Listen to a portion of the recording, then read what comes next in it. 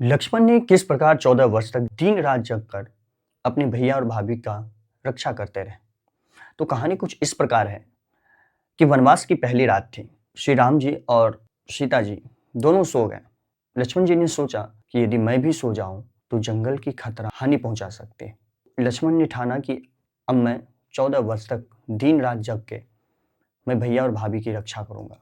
ऐसा सोचते ही कुछ देर बाद निशाचर देवी निद्रा ने प्रकट हुई और उन्होंने कहा कि लक्ष्मण, ये मानव की बस की बात नहीं है। तुम 14 वर्ष तक जग के श्री राम जी और सीता जी की रक्षा कर सको। मैं तुम्हें यह वरदान दे सकती हूँ, लेकिन इसका एक शर्त यह है कि अगर तुम्हारे बदले कोई और 14 वर्ष तक सोए। तो लक्ष्मण जी ने पूछा, ऐसा बलिदान कौन कर सकता है?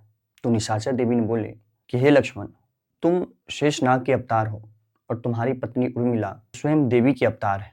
वो तुम्हारे बदले 14 वर्ष तक सो सकती है। फिर लक्ष्मण ने तैयार हुआ कि ठीक है। 14 वर्ष तक दिन रात उर्मिला सोती रही और लक्ष्मण अपने भैया और भाभी की रक्षा करते रहे। जब लक्ष्मण अयोध्या वापस लौटे तो 14 वर्ष तक लगातार सोना अपने पति के लिए ये किसी तपस्या से कम नहीं है। लक्ष्मण ने कहा, अगर तुम मेरा साथ नहीं देती तो शायद मैं अपने भैया और भाभी की रक्षा नहीं कर पाता।